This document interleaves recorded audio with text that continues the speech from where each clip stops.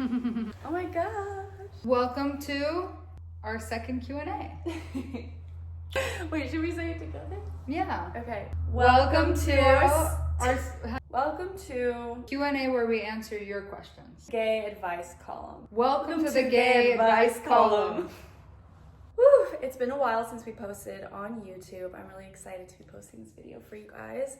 I put up questions on my Instagram and TikTok a while ago asking if you had any questions or you needed advice. Also, sorry we took forever, Yes. but we're in Joshua Tree, as you guys can see. We had to evacuate the fires, and now that the fires are calming down, we have the mental capacity to answer some questions. Yes, so we have loads of questions we're going to go through. Lara hasn't read any of them actually because I've been kind of screenshotting and sorting. And I love an element of surprise. It's good. It's good for you. Keep you on your toes. You always keep me on my toes. And also, I did notice that you guys asked a couple questions for us, and I put in like 2 or 3 at the end. So at the end, we'll get a couple. So if you watch all the way through, I'm sure we'll share some personal stories along the way because we have a variety of questions. I have like screenshots of all the questions. I grouped them kind of together because some feel similar. oh, that's smart how you did it. And then we'll answer. Thank you. Genius. How do I know for sure if I like other women? I've been trying to find out, but I'm too socially awkward to know. Along with that, ruminate. We also got a question that says, what was it like when you started realizing that you had feelings for a woman, Kari? So I feel like those kind of went together. How do you know, and what was it like when you started realizing it? I think like we have different experiences of how we knew though. Like Yeah. for Lara, I think you knew a lot sooner than I did, obviously. I kind of like speculated if I did like women or not from like when I was like 14, I would say, but I didn't know for sure. It was more like if I was messaging a friend that's a girl and they sent me like a photo of them or like whatever, I might notice myself looking at the photo like a little more long than normal. Or yeah, from when I was 14. That best friend in school, you don't know why you always want to hang out with them, or maybe why you get like a little feeling down if they got a boyfriend. I wouldn't say that I felt like down like about that, but I would feel like I'm losing a friend, which you're not actually losing a friend when they have a boyfriend unless they're not talking to you, but it was because of like an underlying emotional thing that I was feeling, but I couldn't identify it. How do I know for sure if I like other women? And they think that they're too socially awkward to like figure it out. I think with anything, you gotta get some boots on the ground. You gotta get out there. But you didn't answer the other question either of how did you realize that you liked women? Okay. I just gave a bunch of general examples. Well, I like fell in love with you. Aww. I don't know. Like for me, like I realized those. You're gonna make me blush. I realized those things after the fact. Like after I was dating Lara for like a year, I was like, so I guess like I'm kind of gay, right? Because I've had like a girlfriend for a year, and then like during that time is when you start to kind of like backpedal. Maybe these are all the instances. You should try to find a woman to kiss. If you feel like when you kiss the woman, like if you feel something that doesn't feel like you're kissing your sister. Yeah. Like if you kiss a girl and it feels like you're kissing your sister, you're probably not queer. But if you kiss the girl and you're into it and you're like, oh, that was like, I like it, then probably you are. How do you accept yourself when you know you aren't straight like most people? Self-acceptance, which I think is a great topic. Self-acceptance is really hard, and don't be too hard on yourself for how long it takes you to accept yourself, because it's part of human nature that we all feel judged, and it's also human nature that human beings judge others. So you have to kind of live for you and agree with yourself that you're gonna live for you and not be concerned about what people think, because everyone's gonna have an opinion. Not everyone's gonna agree with you, and not everybody's gonna like how you decide you are. But none of us are here forever, and a lot of those people that maybe have that more closed-minded opinion, that don't accept you, that are making you have this limiting belief where you can't accept yourself, or that something's wrong with you, let's say, they're not going to be around forever. Well, also, like, I think a part of accepting yourself when it comes to your sexuality is being honest and real with yourself if you have internalized homophobia, because a lot of us do, especially when, like you say, most of the people around you are straight, because you grow up listening and watching, you know, your parents and the people around you, and you adopt patterns and thought processes and behaviors, and so you have to like kind of give yourself a reality check. It's like, well, do I have a certain internalized homophobia? Is there something else that I need to like reframe or undomesticate my way of thinking in order to accept myself? Because that's a huge part of it. Like, you kind of have to recognize and be like, I can choose to have my own opinions, and those things that were fed to me as a child, like, or growing up, you know, they're not my opinions, and I need to like shed them. Yeah, live for you. What? Okay, so this next section is like kind of like sexy questions, I guess. Whoever sent this, like, you just kind of cracked me up. I dream of having sex with women, even if I'm in a straight relationship, but I want to try it. You're gay! That was a little crazy. My love. You're into women. But you could be, you know, bi or pan or whatever, Yeah. especially if you're in a straight relationship. You could The problem is like, I have so many follow-up questions. Like, are you happy in your straight relationship and you just are curious and you want to try it? Like, what's the discourse around that? I would say, let's say you're happy in your relationship, you love your partner, but you're having these dreams and they're confusing you.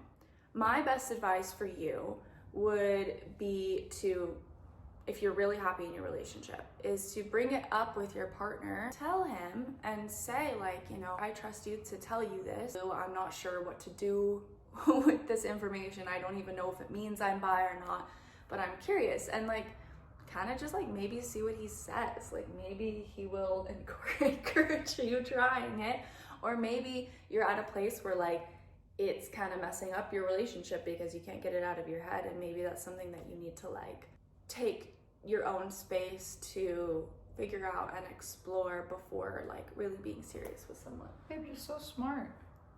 I just said you're gay. My experience is that No, she's right. It definitely depends on your circumstance, and I would factor in your circumstance. you have to think about your partner. If it's a fantasy, it's just a fantasy, but I think if it's a fantasy that you keep having, then yeah, there's something to it. yeah. Let her know in the comments what you think about that one. I have two questions that are similar. I'm just gonna read them both. The first one is, did you find it hard being intimate with a girl for the first time?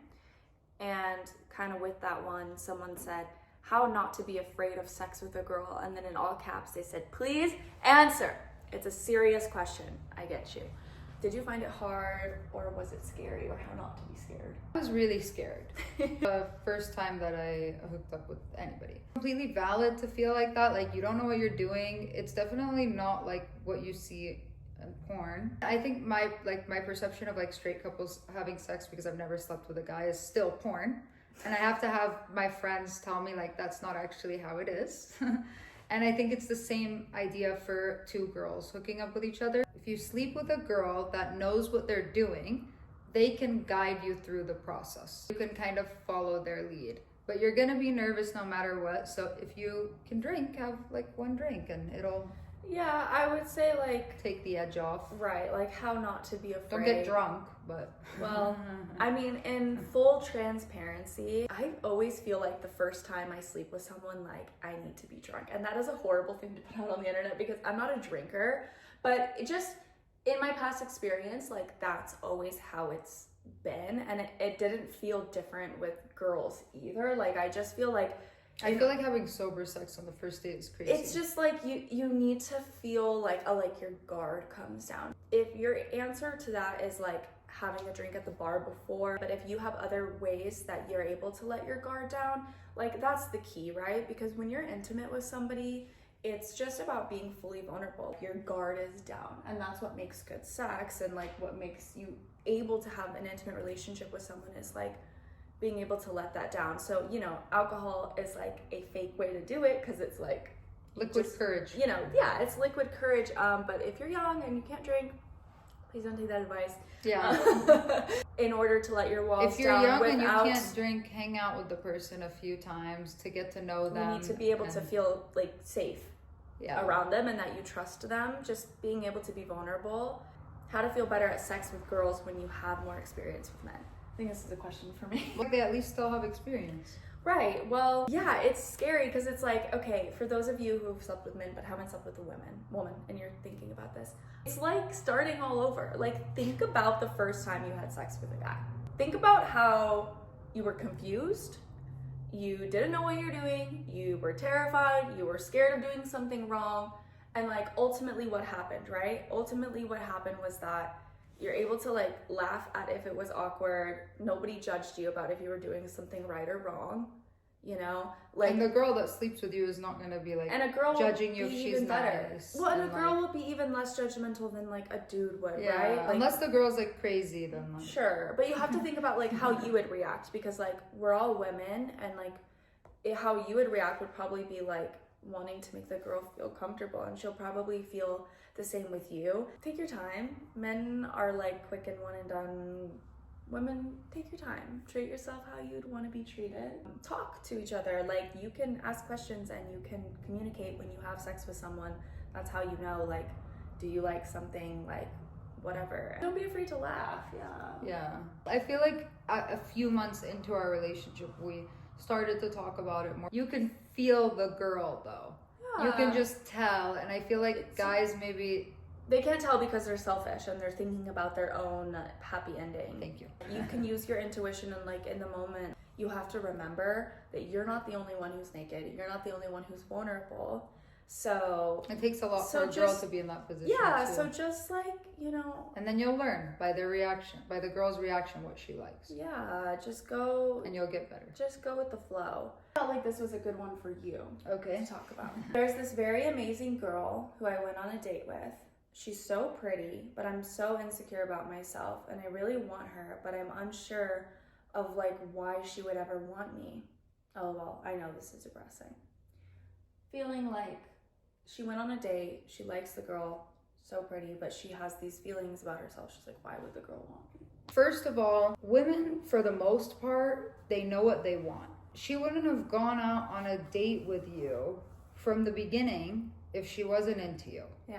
Especially if you explicitly asked her, like, hey, would you like to go on a date with me? And you actually went on a date and you're classifying it as a date and she agreed to go on a date, then you have your answer that she's interested in you.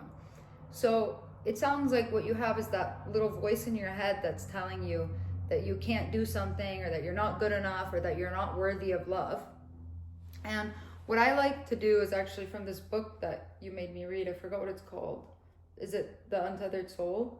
And it talks about how when you have that voice in your head, you could visualize that as a person in the room with you. And when you visualize them as a person in the room with you, and they tell you, you're not worthy of love, you're not good enough for this, you don't deserve that love, why would they be interested in you? If it was a real person telling you that, you would not take it. They would not be your friend. You would be like, you don't know me, and I don't need to answer this, and I know my worth, and you have a problem with your worth if that's what you're thinking. So reading that is what really helped me like build my confidence, or not build my confidence. That's what really helped me quiet that voice in my head on days when that voice in my head is really loud. And you get all your lipstick on me. I'm sorry. And I think at the time I had read it, Kari had me read it because I was feeling bad about myself, because I always have this thing where I feel like I'm not doing enough, like comparing myself to like work with other people, or that I'm not successful enough, and I beat myself up about it. And when I had read that, I was like, actually, I am doing well for my age. And if it was a person in the room that was telling me, you're not doing enough, you're not good enough, you're not smart enough, you're not pretty enough, I wouldn't be friends with them. Because friends are supposed to lift you up. The girl agreed to go on a date with you, that she's already interested in you, and you already have part of your answer. Agree. And it's like, let her make that choice, right? Lara went through that. I still think that with you sometimes. Stop it. Well, being on the other end, I always like tell Lara, let me be the deciding factor of that. Like, I'm going to choose what I want. I'm choosing you. So let her choose. If she's texting you, if she wants to go out on another date or something like that, she's gonna decide if she likes you. You're not gonna make up some story of if she does or not. Love you. I hope it works out. Any advice on how to come out to your best friend and tell her that you're in love with her? Oh, that's a tricky one because you could lose your best friend. It's like I have follow-up questions again. Like, is she queer also? If she's queer, she might be down. Do they talk to you about boys a lot? Do they know that you're queer? You might have to do a part 2. I know your username. You're from Manila. Is that how you say it? I think so. Our follow-up questions are, does she know you're queer? How old are you guys? Does she have a boyfriend? Does she talk about boys to you a lot? Like, we need that. Okay. I've been struggling with my sexuality in the past and I still feel confused. I'll find males attractive, but once someone tries to get to know me, I stop liking them. On the other hand, I won't notice women that much in public, but from my only dating experience, which was a girl, I was really interested. I'm confused about my sexuality and whether I might find men attractive because of the social expectations and validation. Thank you for reading my texts, and I wish you guys the best. They're so sweet. Honestly, I don't really notice people at all because I'm just very obsessed with Lara. Almost like you look towards the men because you want them to say I'm pretty. I want them to say I'm valuable. I want them to validate me because like that's what we were raised to feel like we need, right? Is a man's validation. But if they try to get to know you and you stop liking them, that is like a huge sign. Like I've seen so many femme lesbians talk about this, and it's kind of like you got the validation and then they like you and you're like, I mean, if you're not femme either, like it's still the same concept. Right. I remember when I was in school, like I always looked at guys and I had a crush on guys, like, and I would be like, oh, I really like this guy, whatever. But as soon as they would like go out with me or I'd be alone in a room with them, or if they tried to kiss me, I would have a freak out. And I would be like, oh, I don't know, I just don't like them. I just feel like something's off with them. Or I would like break up or run away or like whatever. And the only guys that like lasted or had a thing with me were like the guys that literally never made a move on me. And then when they did, because then it's like your friends almost, but like you think he's cute, like he thinks you're way cute. out. But then when they did try to make a move, I would like freak out. It says that when you dated a woman that you were interested. And I think that means a lot. And I want to say something that when I read your question a couple times, I'm not here to label you, obviously, but you know, maybe there's like a little bit of pansexuality showing here, because I feel the same. Like I don't really find people attractive and like pick them out that way. Like I really like need to know someone and feel interested in them to like have that. Like I feel like at that when I was younger, I definitely didn't notice girls. I was definitely like looking more at the guys because it is a social norm. Is it okay to not put myself in a box? I just know that I like girls, but people always ask me what I am, and sometimes I don't know how to deal with it. Period. Preaching to the choir. Of course, that's fine. You don't have to put yourself in a box. Like I've said this for a long time. I think, you know, labels are made up so that humans feel comfortable because we feel comfortable like putting people into categories. But genuinely, like, it's okay to just say that you like girls and say that you're fluid and say that you're queer. I feel most comfortable like calling myself queer because I don't love like the heavy stereotypes that come with bisexuality, for example.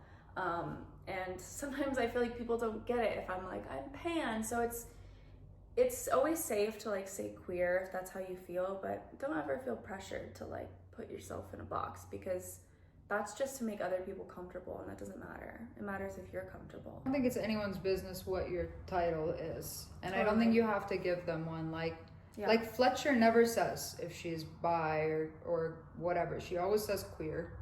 Yeah. And Kari always says queer. Mm-hmm. Sometimes she says she's pan, but like you don't owe that to anyone. You don't have to give anybody the ability to put you in a box. You can also just say, I'm interested in women. And that's it. Also, you don't even have to time. say anything. It takes time. Like, I didn't know for a long time. Like, Yeah. You know, this is for Lara. You know how hard it is to be gay in the Middle East, especially Egypt. I can't even tell anyone. Also, my parents are too religious. They're Muslim, and I really need your help, advice, or anything. I completely understand where you're coming from. Obviously, like living in the Middle East and being queer is really tough. When I've gotten this question before, it's usually from somebody who's kind of young. My recommendation is usually to see if you could study abroad and be exposed to a city where homosexuality is normal and not classified the same way that it is in the Middle East. Like somewhere like London, somewhere like New York, somewhere like wherever you have access to. Pretty much most places other than the Middle East, like for the most part in certain parts of Asia, are pretty accepting. As far as getting your parents to accept you, that would be like a second layer. If you're in a city where it's so widely accepted, you would develop the confidence that you need to really accept yourself and be okay with yourself. You would be able to meet people who could give you some insight on how to navigate something like that with your parents. It's important for you to expose yourself to people that are like you so that you could be comfortable with yourself and establish a community with people that are similar to you.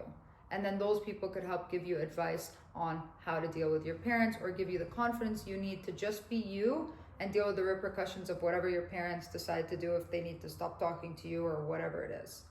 Yeah, but it might just be good in general to like get yourself out of that environment where you don't feel safe. Here's another one about parents, but maybe just more generalized if you're not in the Middle East. I'm 17 and my parents don't want to talk about what's going on.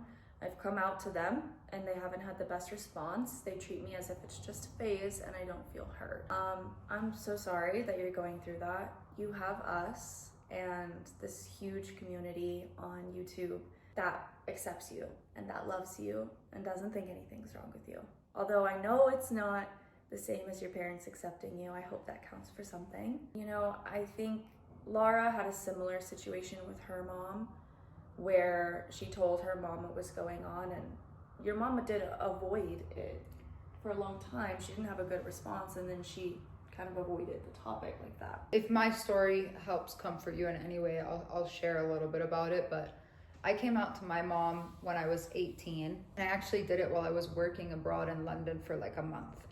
And obviously she got... Pause. Stand by. We have an electrician at the house. Okay, we're back.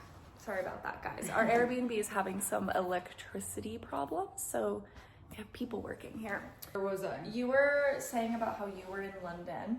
Oh yeah, so sorry. I was in London and I was like 18 at the time, and I decided to tell my mom that I was gay while I was far away from home in case she had a freak out. I came out and she got really, really upset. We didn't talk for like 6 months, like at all.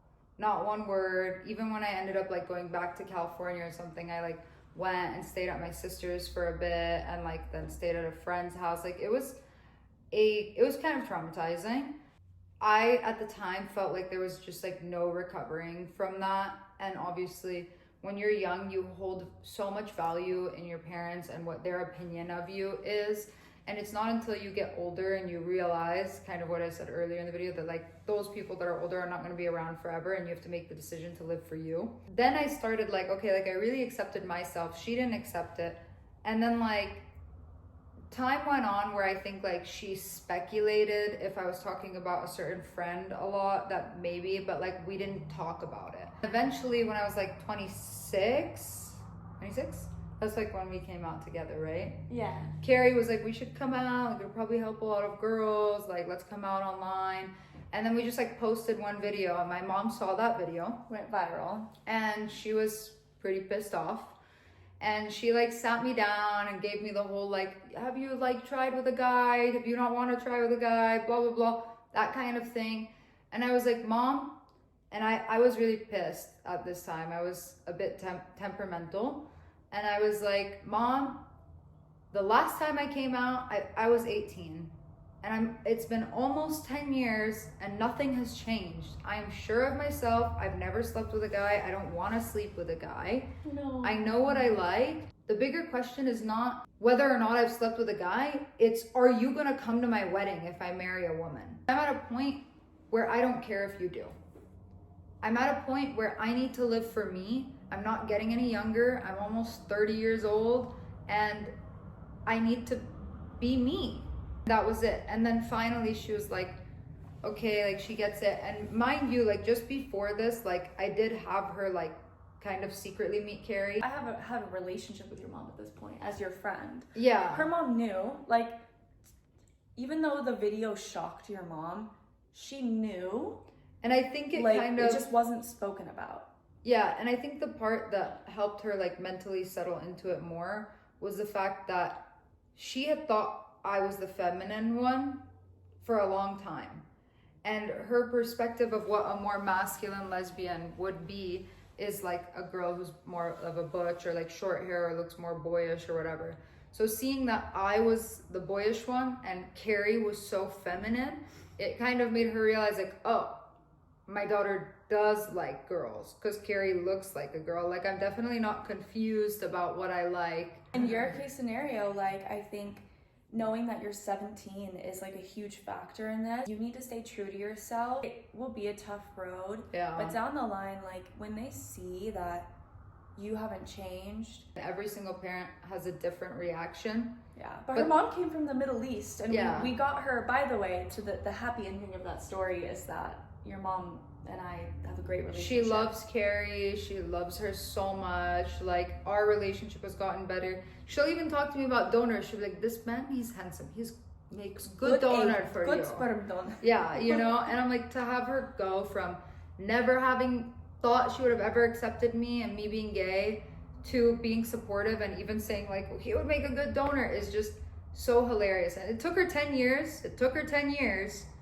But, like, your parents might come around. I would suggest that because you don't feel heard, to try to surround yourself or at least find one friend who is also queer, who makes you feel heard. Or maybe you have a friend who is queer and has accepting parents that you can have dinner at their house and have that kind of acceptance and feeling heard would be probably beneficial for you. And I know it's an emotional thing, but just remember that it's all a part of the process, and more likely than not, in the end of it, it'll work out and it'll be fine. It just takes time. Remember that the same way you're learning and growing and discovering yourself, your parents are not that much older than you. Maybe they're 40, 45, it's 50. their first they're time still doing growing life. And learning as well. Yeah, like, you know? we all were kind of just like, we didn't sign up for this earth life, so they're just figuring it out too. Yeah. I think I'm gay, but I'm sure that people will say I'm too feminine, so I'm scared to tell them. That's you, baby. I mean, I hope that I'm the representation to tell you that, like, there is no such thing as being too feminine to be gay. Like, that it just doesn't make sense. I think that my love for all things feminine, like being girly and dresses and just feminine things in general, is one of the gayest things about me. Like, I have zero interest in masculine things like sports and cars and this. Like, I don't care. I love girly things. I love dating a girl. People can say that if they want. They can say that you're too feminine, but you know, like, you gotta just let that roll off of your back. You just gotta let it roll off. It's really not their place to say anything. How do you deal with internalized homophobia? I feel like you'd answer that better than me.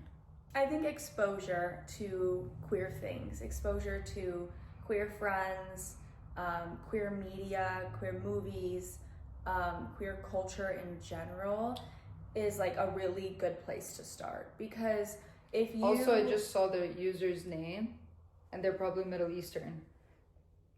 If you... You should start with, that being said, it's probably harder for them to make queer friends. That's my so maybe like online they can. So maybe what you could do is find a way, like TikTok, watching queer people like that, try to make some online friends that are queer, or watching movies about queer women, like queer romance, things that you can identify with, and that would help you first accept yourself, because the internalized homophobia comes from the people that are around you and their perspective of like a Middle Eastern, like haram to be gay and like it's a sin and like whatever.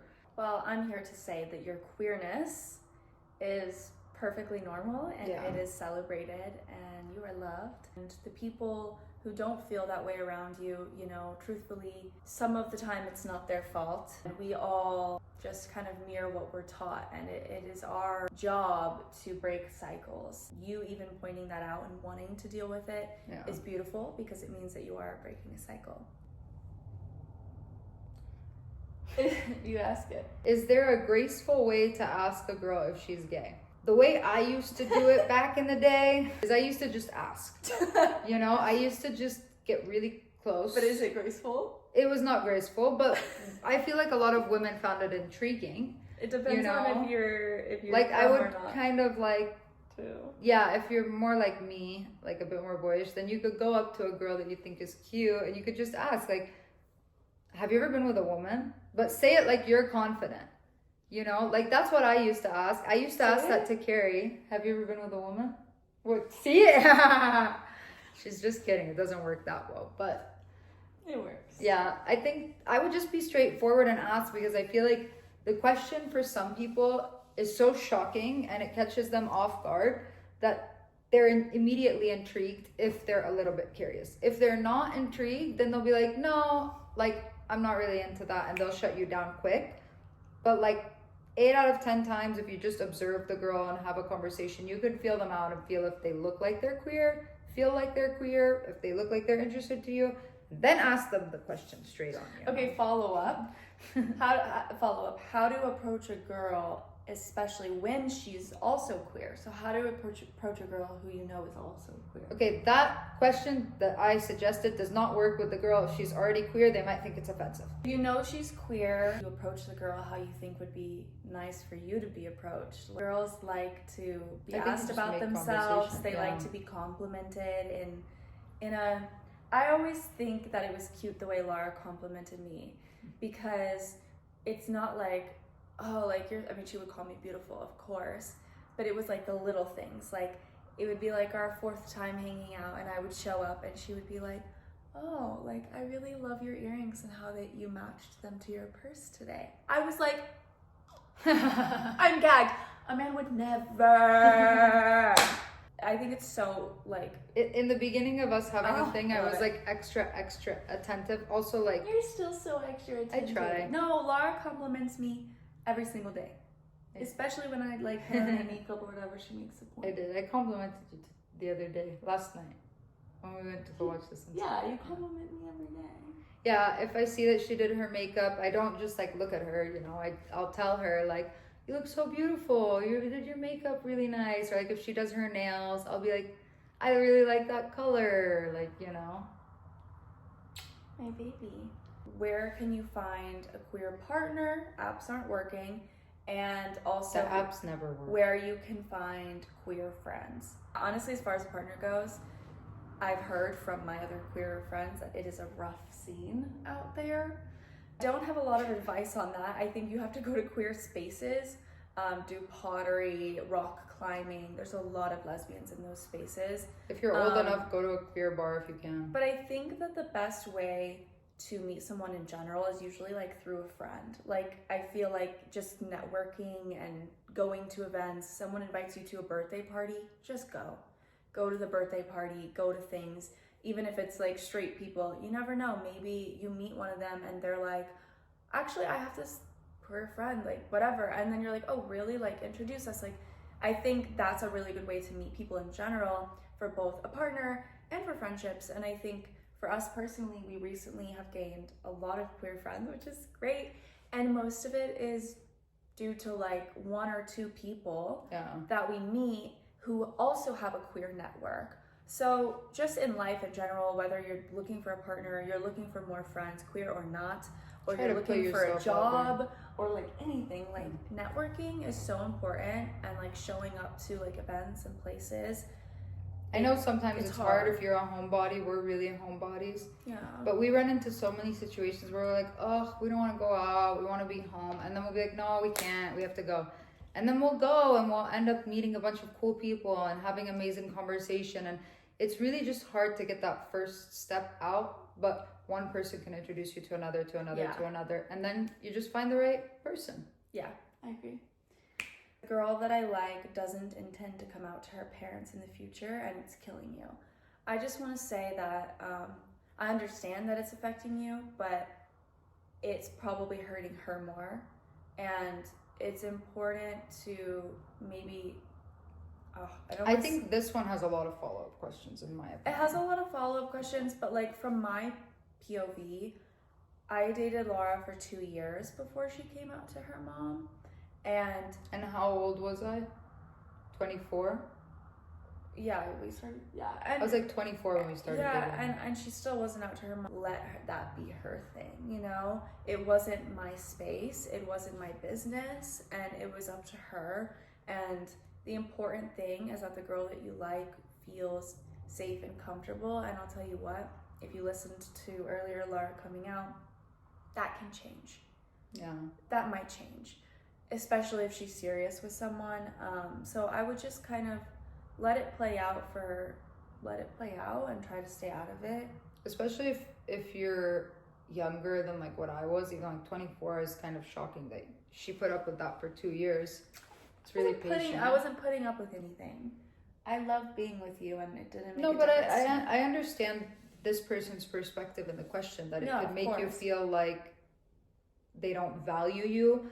But remember that it doesn't have anything to do with them not valuing you or the relationship. And it also depends, like, how are their parents? Are their parents strict? Are their parents religious? Like, they have their own fears, you know. Do they live with their parents? Are they young? There's more reasons. And don't think that it necessarily means that you need to question how much they love you. I love you. Love you most.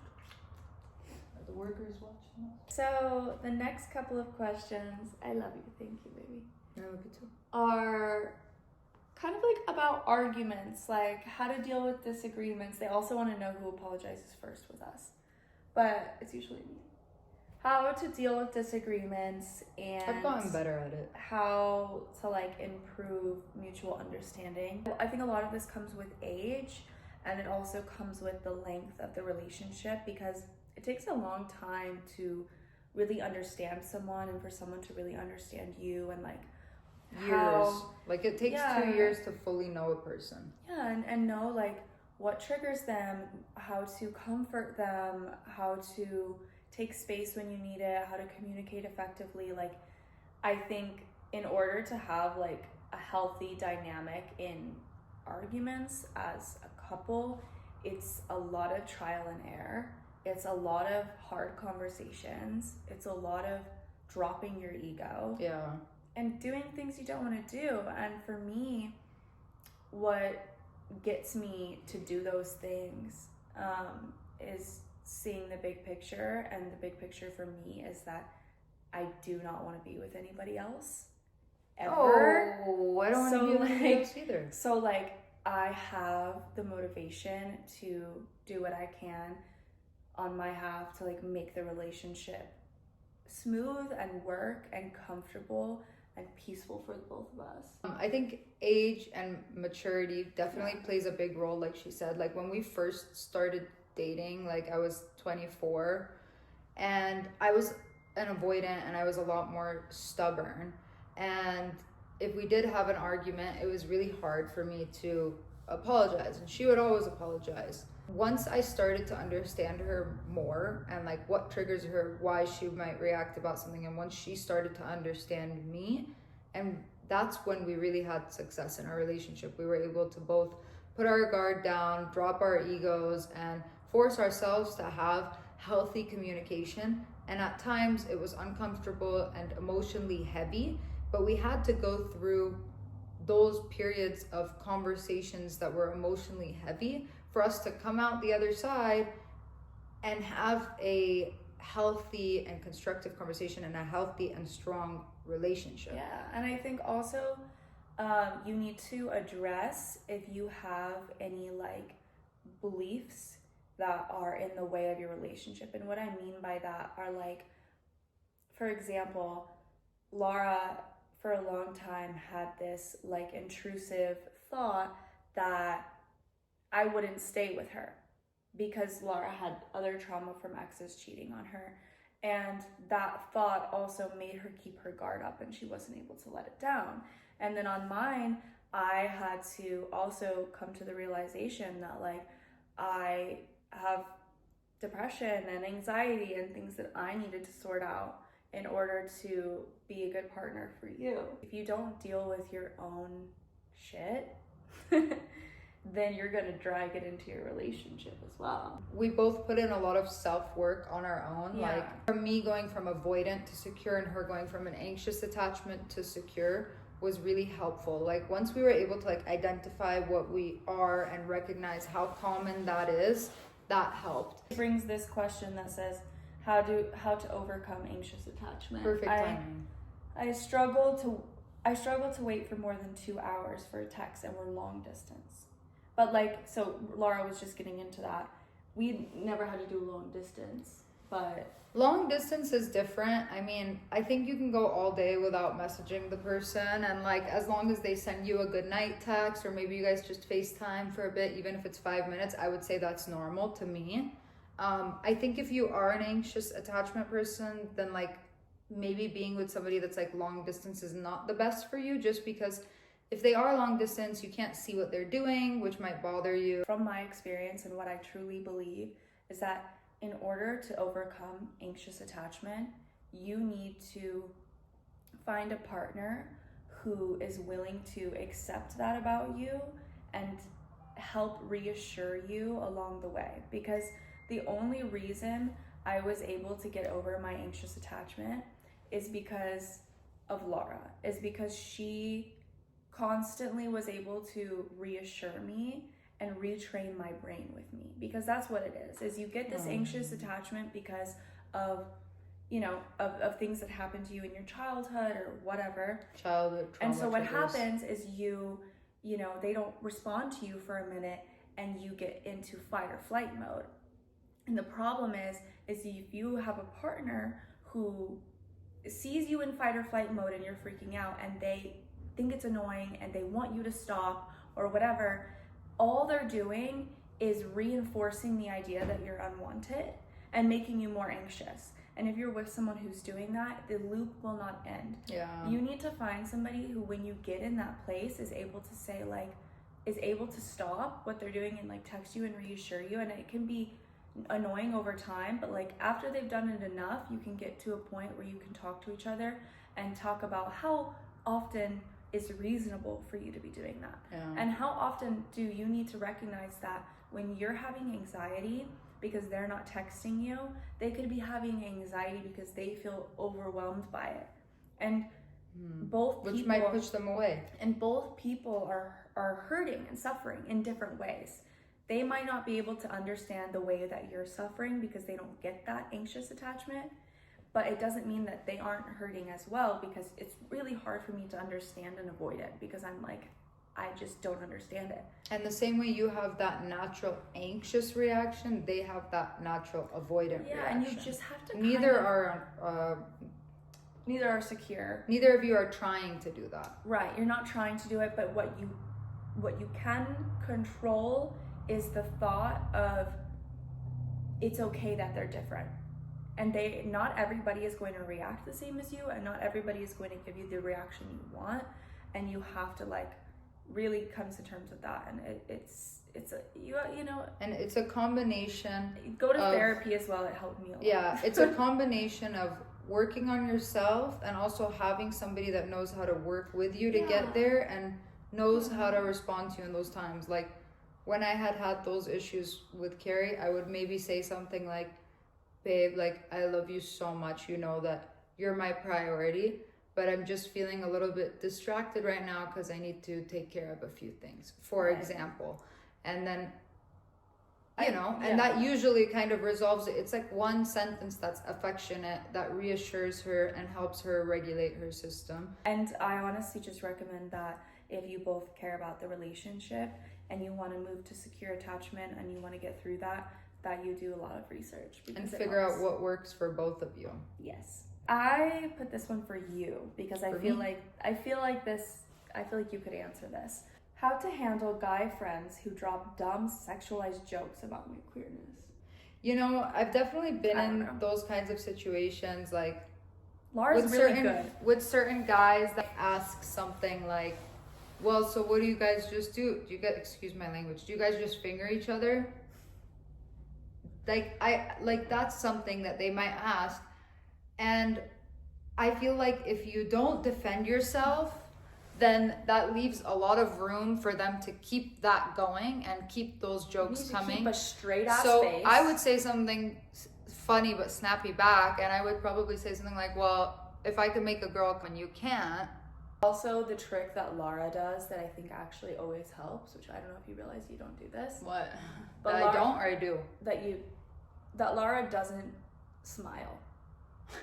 So like if I don't somebody makes smile. a joke, like even if I feel awkward, I might be like a reflex that like you laugh at the man's stupid fucking joke. Just look at them and be like, Yeah, just that's make like them the feel kind of response. and just that like you make them feel dumb. If you want to be nice to them, like if they're actually like your homies, you could be like, look, I understand that you're curious about that, but as my friend, I hope that you recognize why asking me such a thing is inappropriate and how that might make me feel.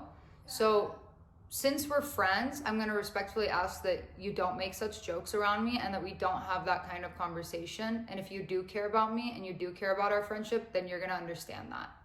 And that's it. And if they're not your friends, then say something catty, like what I just gave an example of. There you go. Really got him with that one. Oh my God. 3 or 4 questions that were just for us. Do you two want kids? Have you thought about how? I'm in a woman-loving woman relationship, so I'm just learning. We do want kids. We would go the IVF route. As of right now, yeah. As of now, we already have our firstborn named, actually. Don't give it out. I'm never gonna tell. People We stealing decided the we name. wanted 2 kids together like a month into us dating. I asked you. I was just down. I think that was something that I wanted to know. Like, I was like, because I have known that I always really want kids. Like, I feel like I'm building my life and acquiring things, and I want to have, like, kids to give it to. You did ask the question really early on. It wasn't like a topic we didn't talk about. Definitely wanted to know how comfortable you would be with the idea of that, and the idea of it not being, like, a normal situation where a guy and a girl are, like... I thought it was cool. You know. I was like, I'm down. Honestly, before dating Lara, I was also always had my mind set on the idea that I would adopt a kid for every kid that I had. Like, if just because I was like, that's fair. That's where my mind was when we first started dating. So I've always been open to like adoption or things like that. Someone just wants in on the inside jokes. Someone said, can you please explain the Lorraine joke? The joke is simple. It's that when I get my country accent on, I like to call... She turns into Susan and I turn into Lorraine. Damn right. And it happens a lot. And Lorraine is not her full name, but I call Lara Lorraine. And we're not going to mention the other name because she's in trouble for that one. Okay. What are your and Lara's favorite things to do while gardening? Ah, great question, my friend. Very Great good question. TV, food. I like to clean sometimes. Ideally, we garden, and then sometimes I'll feel like I want to cook. That's true. And or eat.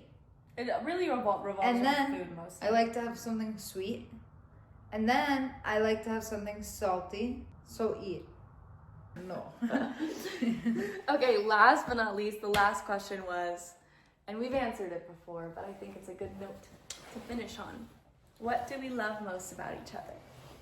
I love how much of a sweetie pie you are. So, yeah. I started with that instead of your physical appearance, but she's You did hot. She's beautiful. Yes, I am. I love how smart you are. I love how detailed you are. I love how patient you are with me. I love how you let me repeat myself a million times and somehow don't want to kill me. I do want to kill you. Sometimes. But you let me yap a lot. Love you. And I can be like a broken record a lot. Like, I will literally say the same thing 10 times in a day if it's on my mind. Like, I'll be like, I really like this. Like, I really like this area. This is really cool. I think this is a message. Well, you know? I love that you speak your mind so freely to me and you're comfortable doing so. And even though you my own repeat personal yourself, diary. Yeah, I appreciate it. And then you talk back to me. I like to be informed. I like to be informed.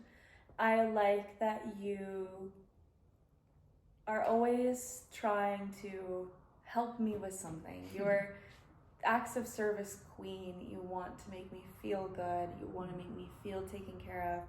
And I do feel that way. And it really makes me feel safe. And I love that. And I love how, more than anyone I've ever met, you are a woman of your word and you stick to your word. Thank you. And when you paint a dreamscape for us, like, you make it come true. And I think that's just so valuable. And I love you. Thanks for manifesting life with me. I love you more. No, we love you guys. We will do another Q&A session. And sorry it took us forever to do this one. Yes. I'm sorry we haven't been on TikTok. Obviously the fires took our brain and we're gonna be back on vlogging soon. I didn't vlog obviously this past week. We've had the fires burning in LA and we're going back home in 2 days. See you soon and thanks for watching.